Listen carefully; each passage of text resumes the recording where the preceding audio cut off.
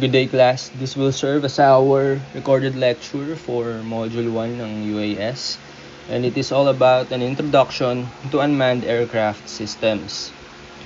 For this module, we aim to answer 4 main questions. What are UAS? Why we use them?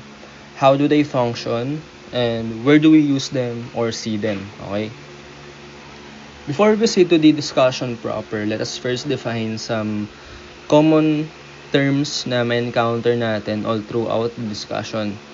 So first, we have the abbreviation UAS. UAS stands for Unmanned Aircraft Systems or Unmanned Aerial Systems. Ito yung system na ginagalawan ng UAV natin in order for them to serve its function. The next, we have the abbreviation CS, which stands for Control Station. Later sa discussion natin, makikita pa natin ano ba yung in-depth na function ng isang control station. The next, A/C. It stands for aircraft, a machine capable of flight. Bakit ko sinama to? Kasi usually, ang sinusulat natin ay ganito lang, AC.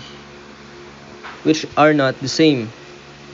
Bakit? Kasi kapag AC lang, pag tumitingin ka sa mga sabihin natin blueprints ng isang aircraft, it can either be interpreted as air conditioning system ng isang eroplano, or pag tumitingin ka naman sa electric blueprint ng isang eroplano, it can be interpreted as alternating current. Okay? Then communications, it should be always two-way. Okay, there is no communication kung one-way lang yan. Pag communication, ang sinasabi, matic yan, two-way yan. So, you are inputting control inputs para maka-receive ka ng data from the UAV. Okay? So, let's begin with defining what is a UAS. So, UAS stands for Unmanned Aerial System ulit. So, from the word itself, it is a system. So, a UAS is just that. It is a system. It must always be considered as such. The system comprises a number of subsystems which include the aircraft itself or yung UAV natin, yung payloads niya, yung control station, mga launch and recovery systems, support subsystems, communication subsystems, and transport subsystems. UAS should also not be confused with model aircraft or with drones. Bakit? Kasi yung mga model aircraft, sabihin natin yung mga RC plane. Pag ginamit mo sila, dapat nakikita mo sila in line of sight. Okay? So, pag nag-control kayo ng mga RC plane, mga laruan na ginagamit for either entertainment lang or self-amusement lang, kailangan nakikita nyo sila sa line of sight nyo. The moment na hindi nyo sila makita, hindi nyo na makakontrol. Okay? The next, yung drones. Ito yung commercial na na term for UAVs, di ba? Drones. Bakit hindi sila same with UAS? Kasi yung drones, although kasi ngayon medyo nagiging medyo nagiging sobrang nipis na lang ng linya between UAS and yung mga commercially available na drones. Kasi ang main difference nila, ang UAS ay merong degree of automatic intelligence. Wait lang, hindi ko malinya na mabuti. Meron siyang automatic intelligence. What do I mean by that? For example, yung UAV mo lumipad, tapos nagkaroon siya ng defect during flight. Kaya niyang control yung sarili niya na ay teka, may something wrong sa hindi ko na communicate sa yung control station ko. Magre-return to base na ako automatically. Yung ganun. Sa drones kasi, initially, wala talaga silang ganun eh. Wala silang automatic intelligence.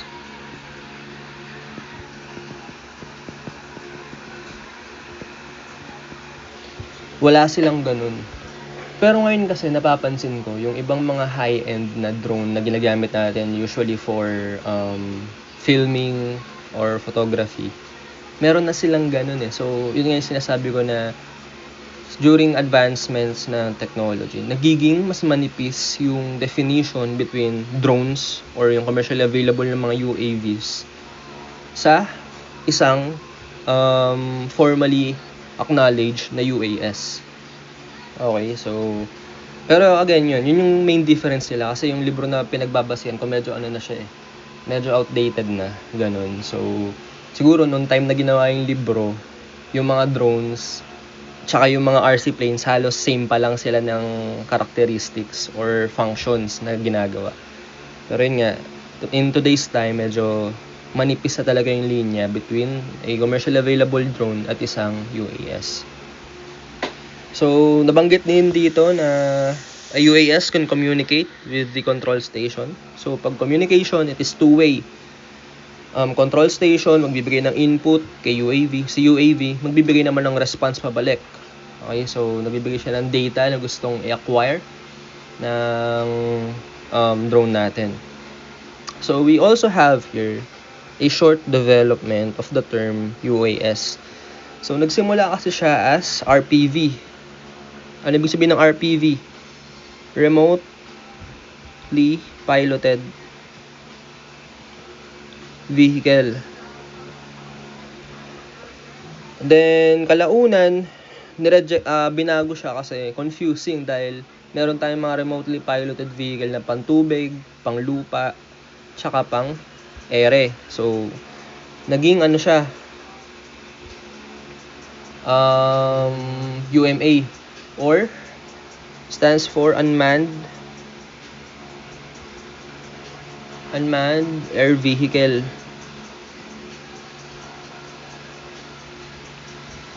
Anong pinagkaiba niya kay UAV? Si UAV kasi ay, ang sabi, hindi siya unmanned eh. Usually, unmanned aircraft vehicle yung basa natin sa kanya. Pero, ang unang interpretation kasi sa kanya ay uninhabited air vehicle. Pero then kung iisipin nyo, mas tama tong term na to, uninhabited air vehicle. Bakit? Kasi yung control station natin, sino ba nag-control sa control station? Usually, most of the time, tao pa rin, 'di ba? So ibig sabihin, hindi siya unmanned, meron pa ring human input sa kanya. So, ang tamang term talaga dapat ay uninhabited air vehicle kasi ang ibig sabihin nun, yung air vehicle mo mismo ay walang tao sa loob. Okay? Pero again, yun, ang mas ina-accept ng society ngayon ay itong term na to, unmanned air vehicle para sa UAV. Okay? Next, let's proceed to the types of UAS based on the UAV that they use. So first, we have HALE, or the High Altitude and Long Endurance UAV. So these types of UAV have or operate an average of 15,000 meter altitude. They have an endurance of more than 24 hours na tuloy-tuloy na lipad, and they have a range of mostly transglobal. So, ito yung mga types ng UAV na heavily for military use talaga dahil wala ka namang civilian purpose or function na kailangan mo ng transglobal na range, 'di ba? So, this type of UAVs are mostly used for reconnaissance, surveillance, and in today's time, ginagamit na siya as an attack drone. So, nagiging armed na rin yung mga type ng HALE na UAVs. So, ino-operate siya mostly since for military use nga siya. inoperate siya ng mga Air Force bases. And those bases, yung control station nila ay laging fixed. Okay, so tatandaan nyo yun. Then for MALE naman, which stands for Medium Altitude and Long Endurance UAV, almost same lang sila ng HALE. The only difference is their operating altitude and its range.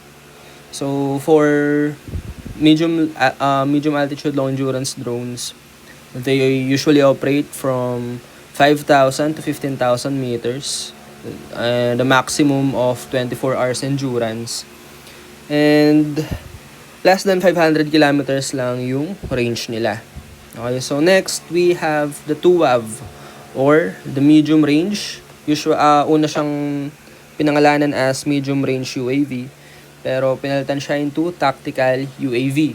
So this TUAV is have simpler systems na compared sa HALE and MALE.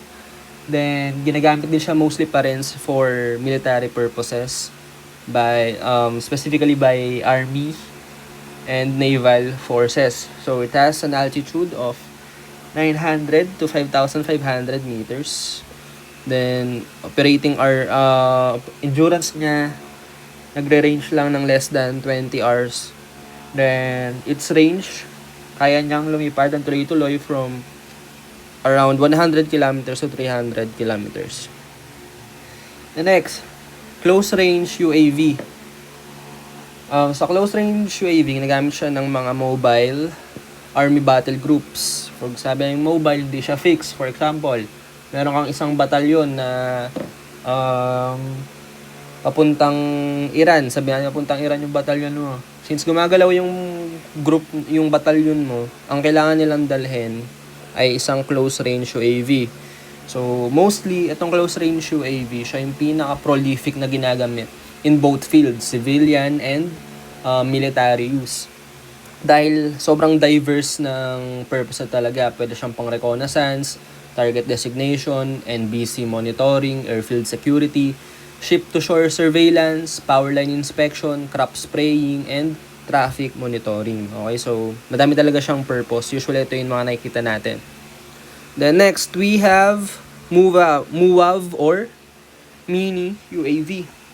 So si MUAV naman, dun kasi sa reference book, nung time na ginawa siya, hindi pa talaga fixed yung definition ni MUAV. Okay, so silang tatlo to si Mini, si Micro, tsaka si Nano. By the time na ginawa yung libro, parang yung mga design nila, ano pa lang, tawag dito, parang experimental pa lang. So yung nasa libro, proposed ideas pa lang yun. Yung kay Micro UAV, parang yung nasa reference book, ang wingspan niya lang daw less than 150 millimeters lang. So sobrang liit. Then si Nano, ang proposed idea dun sa libro, kasing laki lang siya ng buto or seed. Ganyan lang yung size niya. So, I don't think ngayon nakikita na mayroon na talagang mga ganong types ng UAV na commercially available na or ginagamit sa military purpose. Okay, so unahin natin si MUAV. In today's time, si Mini UAV, ang size niya talaga, si Mini UAV, siya yung unang size na handheld, pwede ng handheld.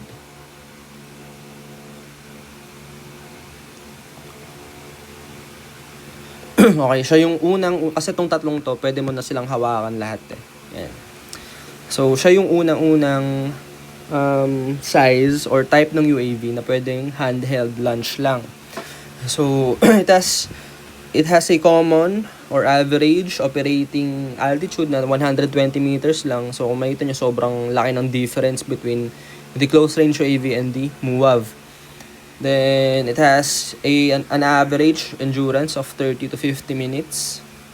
Then, range na,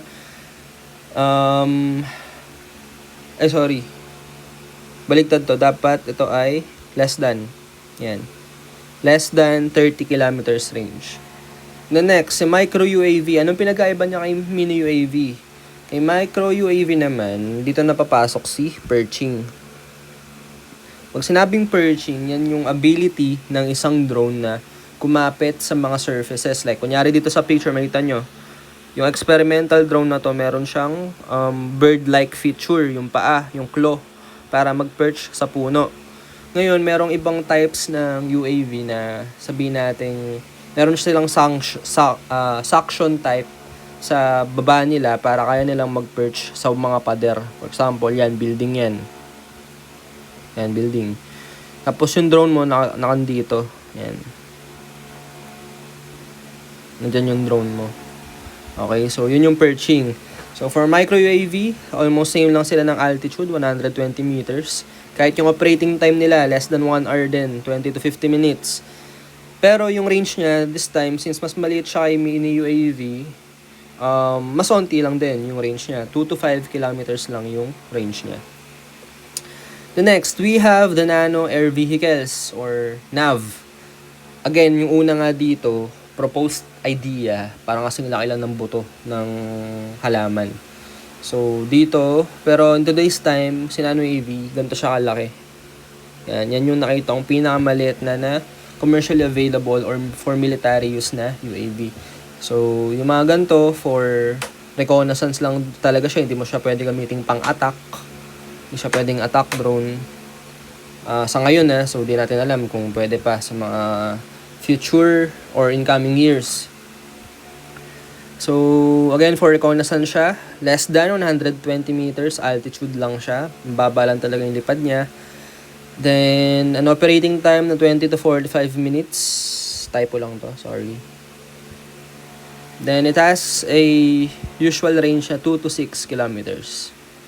The next, we have the V2AV or Vertical Takeoff UAV. So, si V2AV para lang siyang helicopter pero unmanned siya.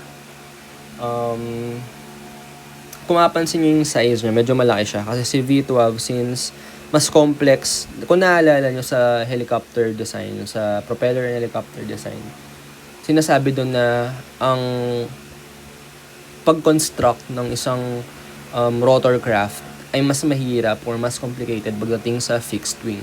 So, madidiscuss natin yun sa module 3. Parang recall yun eh. Then, ayun, since mas complex yung system niya, medyo malaki talaga yung size niya. So, for this type of UAVs, commonly ginagamit siya for reconnaissance talaga and surveillance tsaka attack purposes. Makikita nyo may missile launcher siya sa gilid.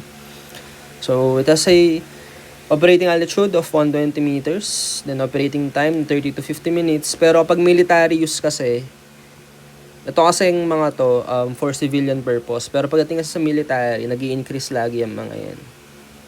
Depende sa mission profile. So, yung range niya less than, baligtad ulit to. Dapat ito ay less than 30 kilometers. Then it is also called as RPH. Ano ibig sabihin ng RPH? RPH stands for Remotely Piloted Helicopter.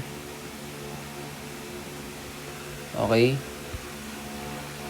Then we have some outdated categories na baka ginagamit pa rin ng ibang references or kung makikita nyo sa web, sa online, sa Google, for example. So, ito talaga yung unang tatlong categories ng mga UAVs. We have long-range UAV, medium-range UAV, and close-range UAV. Pero since dadagdagan nga yung mga types ng UAVs, mas nagkaroon sila ng in-update nila yung categories na to, okay? So, itong long-range, pinalitan siya ng hail and mail. Then, yung medium-range, yan yung TUAV nga natin. Then si close range, pinalitan siya ng MUAV or nung micro UAV.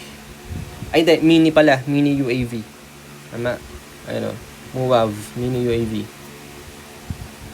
So next, na-define na natin ano si UAS, ano yung mga types niya. Ngayon, sagutin naman natin yung question na why do we use UAS? Bakit unmanned? Bakit hindi ba pwedeng piloto na lang? So una, we have the reason na dull. So, ano ibig sabihin ng dull? Pag sinabi nating dull, usually kasi, pagdating sa reconnaissance, surveillance, matagal siya, hindi siya saglitan lang na ginagawa. Sabihin nating 30 minutes lang, titignan mo lang, okay na. Lalo kapag sinabing surveillance. Pag sinabi mo kasing surveillance, babantayan mo talaga yung target mo. So, once na pag surveillance ang ginagawa mo, it takes a lot of time. So, kapag maraming hours nang nagtatrabaho ang isang tao walang relief, kasi for example, ang gamit mo ay helicopter, dalawa lang naman kayong piloto doon, di naman kayo pwede magsalitan, di ba? So, nagkakaroon tayo ng loss of concentration. And therefore, nagkakaroon tayo ng loss of mission effectiveness. Unlike kapag UAS, kunyari, ang nagko-control nasa control center or control station. Sabihin natin napagod siya. Pwedeng may pumalit agad sa kanya, di ba? Kasi nga, nasa control station lang kayo. Maraming taong pwedeng nandun sa control station. And another example is, yun nga, kanina na-define natin na yung difference nga ng isang UAS sa isang drone lang ay meron siyang artificial or automatic intelligence. So, in today's time, hindi lang automatic intelligence. Kaya na rin ng artificial intelligence. So, kung may AI yung drone mo, most probably niyan, mas onti yung magiging input na kailangan, mas onti yung magiging kailangang human input para mag-function yung system nyo. Diba? So, nasosolve doon yung dullness ng mission nyo. Or yung dull na object or characteristic, dullness na characteristic nung mission nyo. The next, dirty. So, yun naman sa dirty, usually papasok dito yung mga civilian applications. For example, yung crop dusting. Kapag tao yung gagawa nun, very hazardous for their health. Unlike kapag drone lang yung gagawa, aside from it being faster and more efficient, nagiging naiiwas din sa hazardous risk yung mga tao. Okay, so next we have dangerous. Dito naman papasok yung military roles. For example, yun nga, nagre-reconnaissance ka or nagse-surveillance ka ng heavily guarded na lugar. For example, sa Israel, gusto mo mag-surveillance dun. So, kapag manned aircraft, nalalagay sa peligro yung pilot mo. Bukod dun sa pilot, yung $1 million na aircraft mo, nalalagay din sa risk. Okay? So, nasosolve yun ng paggamit ng drones, ng UAVs nga, through UAS or yung system natin. So, next, we have covered. Pag sabing covered, ito yung gusto mong discrete lang yung ginagawa mo. Halos same siya dito sa dangerous, pero dito kasi sa covered, mas na i-emphasize yung stealthness ng mga drones. Kasi since drones are very small in nature, usually kapag close range na, hindi na siya ganun ka-detectable. Okay, so pwede siya gamitin para mag-surveillance or magbantay ng either for military purpose or civilian roles. The next, for research. For example, may na-explore kayong bundok. So, dito pwede rin pumasok dito si rescue, no? For example, may na-trap or may nawawalang barko, you can disperse several drones na merong swarm technology. Kung familiar kayo sa swarm technology, ito yung parang hive mind, no? Yung lahat ng drones na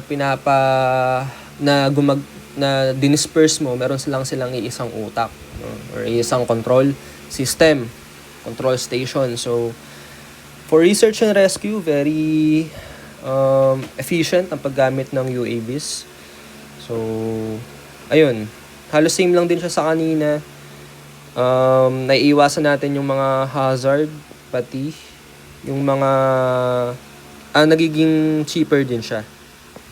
Okay, so next, we have for environmental purposes. Syempre, tulad nga ng sinabi natin kanina, it is always about efficiency. So, Kung magsa-surveillance ka nga or reconnaissance, tapos gagamitin mo mga manned aircraft na malalaki na mostly gumagamit ng fuel, which is hazardous to our environment.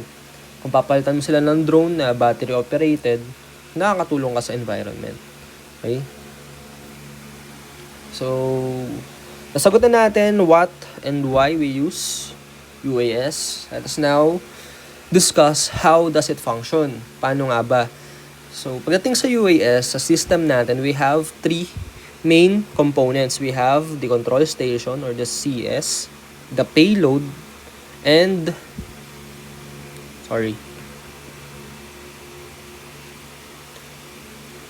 ayaw dumiretso. Wait lang. Payload and the air vehicle itself. So, unahin natin si control station. Si control station, pwede siyang either ground or aboard ng ship. Pwede rin siyang nasa parent aircraft mo. So, kapag nasa ground siya, tawag sa kanya ground control station or simply GCS. Kung nasa barko naman siya, tawag sa kanya SCS or ship control station. Then, kung nasa parent aircraft naman siya, ang tawag sa kanya aircraft control station. So, for example, saan ba natin makikita si aircraft control station?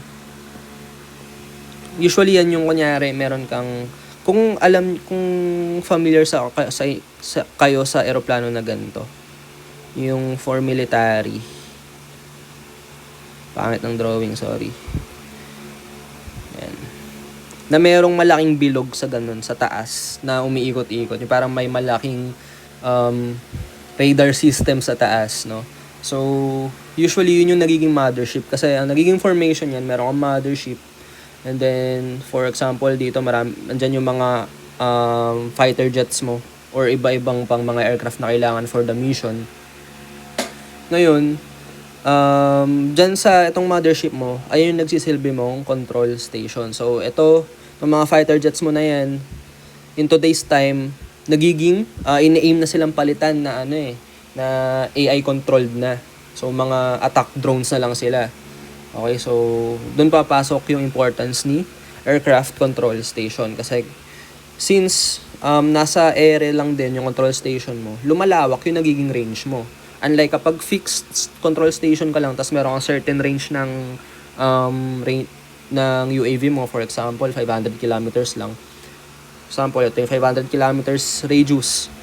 Yan, hanggang dyan lang pwedeng abutin ng drone mo. Unlike kapag gumagalaw din yung drone mo gumagalaw din yung control station kasama nung drones, mas lumalawak yung possible range ng aircraft. Okay? The next, payload. Si payload naman, ito yung performance na nagda-drive doon sa operational task natin. Kasi si payload, sa kanya umiikot yung magiging UAV mo eh. For example, ang purpose talaga na gusto mong ma-solve ay for surveillance. So, matik yan. Ang magiging payload mo ay mga maraming cameras, sensors, different sensors, thermal imaging scanners. No? So, doon ngayon iikot yung system mo. So, you can say na si payload or yung purpose ng drone mo ay siya yung pinaka-importante. Okay? The next, si air vehicle. Ito na yung UAV itself mismo. Siya yung nagka-carry ng payload mo. Siya yung kinokontrol ng control station. So, ayun. Yun naman yung tatlong basic or most important composition ng isang UAS. So, let us dive deeper into the other subsystems ng isang UAS. So, una, syempre, kung meron kang UAS, meron siyang automatic intelligence, kailangan niya ng navigation system. Bakit? Kasi, although may automatic intelligence siya or artificial intelligence in today's time, kailangan pa rin malaman ng control station kung nasaan yung aircraft nyo at all times. Hindi naman pwedeng, ay sige, hayaan ko na lang yan, check ko mamayang 5 minutes, asa na siya, no? So, hindi pwedeng ganun. Dapat observable siya. So, or nakakapag-report yung UAV mo sa kada galaw niya. So, in order for the UAV to do that, kailangan niya ng navigation system. So, for navigation system, we have first the INS or the Inertial Navigation System. Pagdating kasi sa navigation systems, we have two main categories, autonomous and non-autonomous. So, itong INS, although autonomous na siya, old system na siya. Kasi kung makikita nyo, sobrang laki niya. So, isipin nyo, kailangan nyo lang ng close range na UAV. Yung navigation system pa lang, kakain na agad ng sobrang laking space, no? So, sayang sa payload. Bukod sa hindi mo na nga magagawang maliit yung UAV mo, mabigat pa siya, no? So, kaya siya old system na kasi pinalitan na siya. So, paano nga ba gumagana itong inertial navigation system? Gumagana siya by determining a vehicle's position, orientation, and velocity by tracking its movement from a known starting point. So, pagdating kasi sa inertial navigation system, meron kang starting point na sineset sa kanya. So, malalaman mo yung exact position ng vehicle. Kung kunyari, nagbibigay siya ng data na gumalaw yung drone ng 150 meters north, then gumalaw ng 150 meters to the east. So, alam mo kung asan yung exact position ng drone mo. Okay, so, relies entirely on internal motion sensors. So, nasa-sense nga kung kumanan ba, dumiretso ba, kumaliwa ba. Then uses accelerometers and gyroscopes para ma-determine gaano ba kalayo yung ginalawan mo. So, nadedetect niya kung kumanan ba o maliwa. Ngayon, kailangan niya ma-detect gaano ba kalayo yung galaw na ginawa niya. Okay? So, next, another autonomous type is the GPS, or ito yung ginagamit natin ngayon. So, si GPS or Global Positioning System, autonomous din siya. Then, access to positional information from a system of Earth satellites. So, kung hindi nyo pa alam paano gumagana si GPS, hindi siya isang satellite lang yung ginagamit niya. It follows the principle of triangulation method. Sige, i-explain natin parang trivia lang din para alam nyo. For example, we have, meron kang, nasa city ka, 2D lang muna, 2D. Yan yung city, sabihin natin Pasay City yan. Now, nandito ka at point A. Hindi mo malalaman asan si point A, no? So, kailangan mo ng reference point. Kailangan mo ng, sabihin natin landmark. Sabihin natin may landmark dito na feels ka, si point B. Pag sinabi mo, then sabi natin, itong distance na to ay 10 meters. Pag sinabi mo lang na you are 10 meters away from point B kasi, hindi mo alam kung saan yan. Kung saan dyan sa radius na yan. Kasi yung buong radius na yan ay 10 meters. So, para ma-solve yun, kailangan mo ng isa pang point. Sabihin natin si Pasay City Hall, si point C. Then, ang distance mo naman kay Pasay City Hall ay sabihin natin 20 meters. Yan. So, from kay Pasay City Hall, 20 meters, pag sinabi mong you are 10 meters and 20 meters from Pasay City Hall, si Pasay City Hall meron ding radius, no? Yan siya. Ang nagiging problema, dalawa, yung intersection points. So, pag sinabi mong you are 20 meters away from Pasay City Hall, tsaka 10 meters away from Philska. So, ito yung dalawang option mo. Meron ka pa rin dalawang option, hindi mo alam asan ba dyan si Joint A. Kasi parehas na nasa-satisfy yung condition na sinabi mo. Para ma-solve yun, kailangan mo ng isa pang reference point. So, sabihin natin ito si point D. Sabihin natin siya ay si MOA. Sabihin natin you are 5 meters away from MOA. Yan, 5 meters. So, may range yan ulit, may radius. Ngayon, isa na lang yung nagiging intersection nilang tatlo. Kaya triangulation method kasi you need to have 3 points. So, yun din yung principle na sinusundan ng GPS natin. So, pag sinabing GPS, hindi pwedeng satellite lang. Kaya ang sinabing system of Earth satellites kasi dapat yan ay laging more than 3. Okay, pag more than 3, mas accurate, mas mabilis mapipinpoint kung asan ka. Pero hindi siya pwedeng bumaba sa 3 satellites lang. Okay, so trivia lang yun. The next, accuracy is further improved by the use of differential GPS. Then, ngayon, kung meron tayong autonomous, isa pang category nga is yung non-autonomous. Pag sinabi naman nating non-autonomous, pag autonomous kasi from the word itself, automatic na siya. Yung makuha mong data from the navigation system mo, na siya, like, yun na mismo yung location, wala ka nang kailangang i-compute.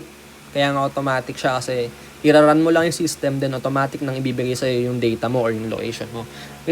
Pagdating naman sa non-autonomous, dito na papasok yung ibang mga computations na kailangan mong gawin.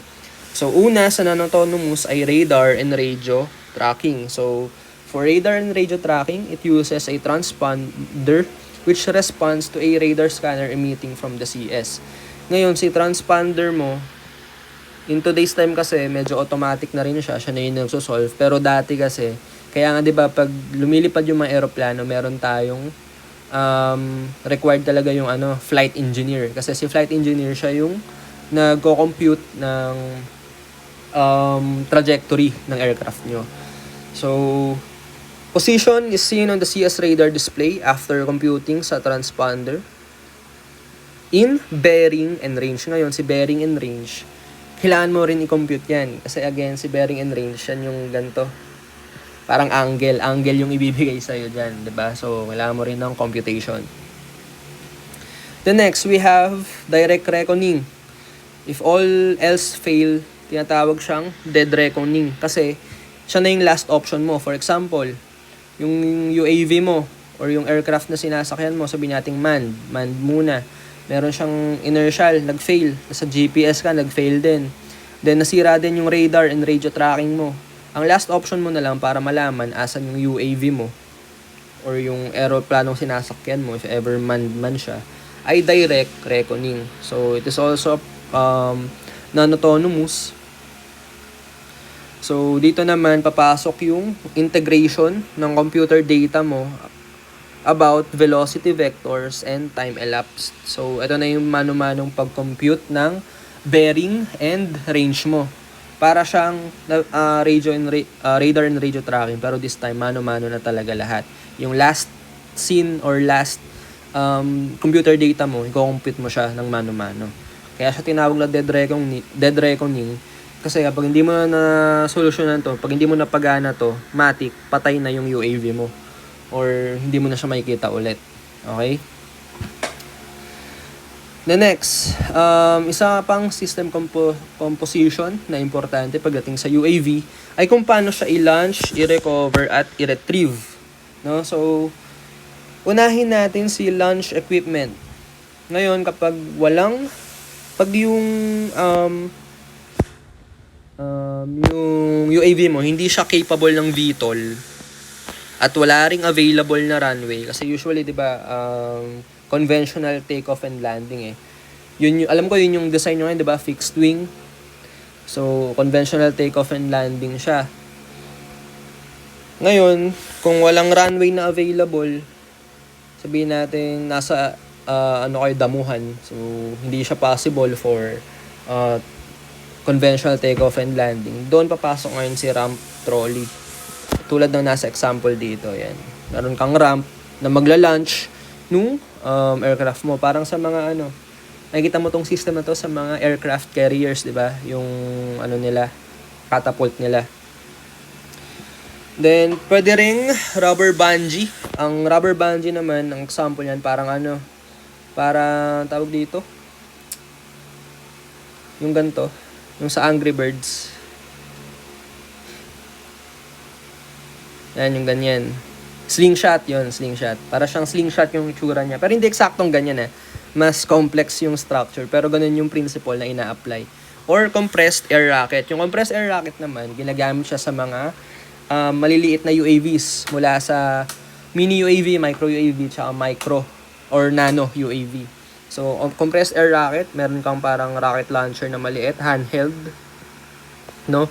Tapos nasa loob si UAV mo. So, sample lang dito. Then, pagka-launch, tatalsik siya ng mabilis. Meron na agad siyang initial velocity. That is, or that will allow it to maintain flight, no? So, for recovery naman, again, pag wala kang VTOL, wala ka ring runway, ang mga option mo para mag-land safely, pag sabi kasing recovery and retrieval, dyan napapasok yung makuha mo from the word self, recovery and retrieval, makuha mo ulit yung drone mo.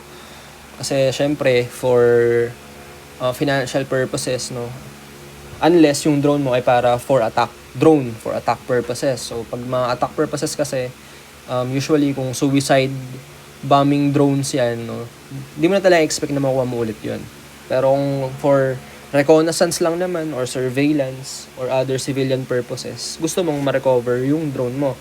So, doon papasok si parachute. Alam naman natin si parachute. Syempre, kung may parachute ka, example, yung drone mo, yung drone mo, yan, nag-deploy ng parachute.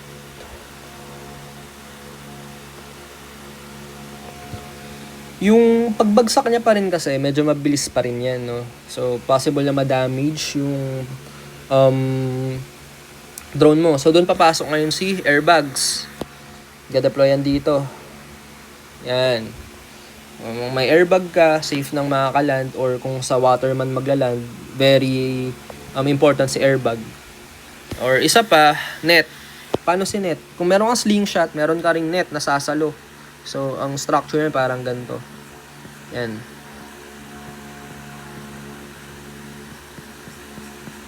Tapos, sasaluhin niya lang. Mostly si net, makikita nyo siya sa mga aircraft carrier na nagde-deploy ng mga UAVs, no? So, next, we have communication. Ito na yung sinasabi ko kanina. Pag sinabing communication, dapat yan ay two-way. Dapat may ini-input si control station. Ngayon, magre-reply naman si drone mo.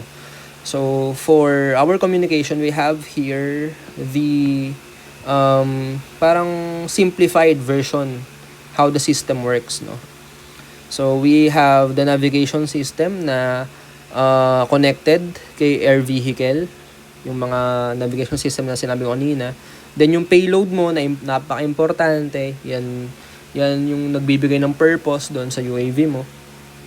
Then, mag-communicate sila with your control station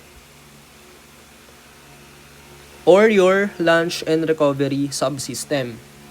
Kasi, bakit sir nakahiwalay si launch and recovery kay control station? Kasi usually in today's time nga rin, since meron ng automatic intelligence si UAV mo, capable siya ng automatic return to base. Return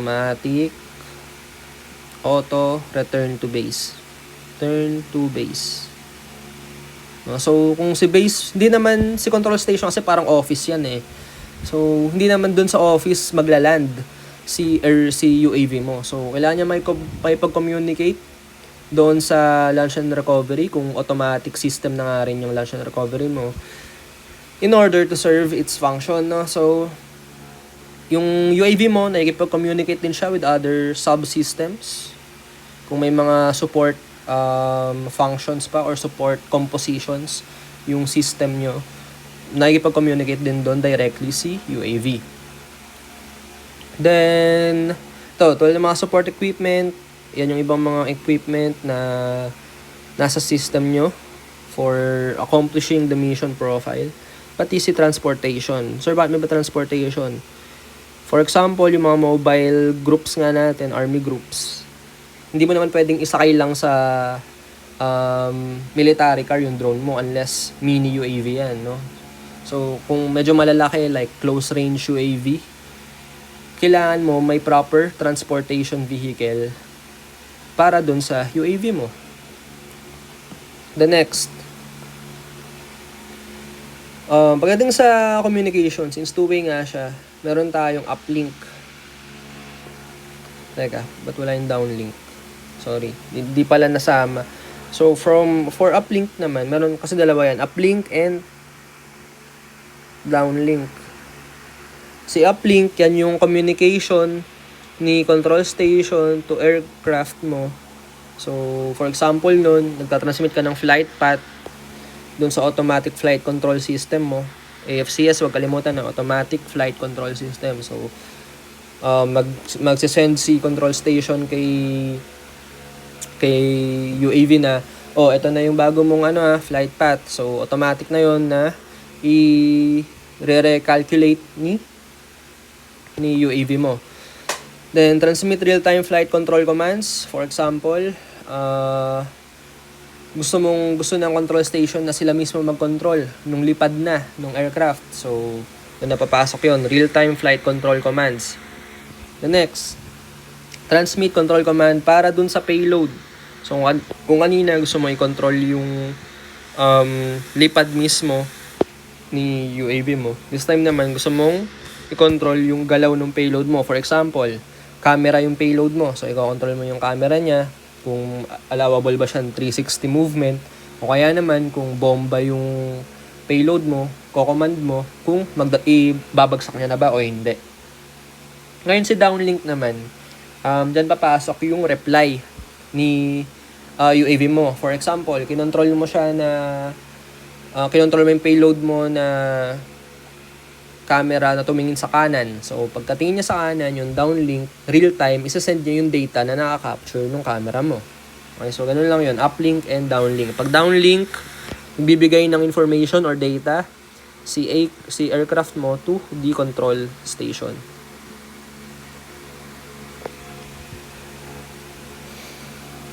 Ito pala yun. Ito pala dapat yung downlink. Nakalimutan na typo lang.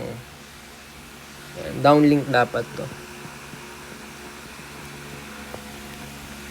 From AC to CS, transmit aircraft positional data. So, yan nga yung mga sinabi ko. Transmit payload imagery. Transmit aircraft housekeeping. Ano si housekeeping data? Yan yung internal temperature. Ano ba yung density na nasa labas, no? Ano ba yung air density sa labas? May-humid ba? Makaka-affect ba siya dun sa aircraft mo? Tapos yung gust, wind gust, no? So, malakas ba yung hangin sa labas? Nagde-deviate na ba yung flight path mo dahil sa wind gust? So, yun lang naman. Next, applications of UAS. Sasagutin natin yung tatlong tanong. What is UAS? Why do we use them? Ano ba yung mga types niya? How it functions? So, sagutin naman natin saan ginagamit si UAS. So, si UAS, meron siyang two main uses. Either civilian or military. So, unahin natin si civilian use niya. For civilian, madami yan. Actually, hindi lang yan tatlo. Sobrang dami yan. Kung ano pa yung may mga naisip kayo na civilian use, pwede yun, no? So, pero yung three main or three functions niya na gamit talaga in civilian purpose. Una, we have aerial photography and videography. So, alam naman natin yan, hindi na kailangan explain yan. Ginagamit natin yung mga drone para mag-video, mag-picture, no, ng mga scenery, or kahit meron na ngayong function yung mga drones na commercially available na may tracking feature, no? So, ide-deploy mo lang sila, tapos isa-set mo yung sarili mo as its tracking target, tapos itatrack ka nila. Kunyari, naglalakad ka. So, hindi mo na siya kailangan kontrolin ng mano-mano, automatic na. Yun nga yung sinasabi ko na ngayon kasi, in today's time, kung pagbabasihan mo yung libro na i-upload ko, yung reference book natin, hindi na siya ganun ka-accurate.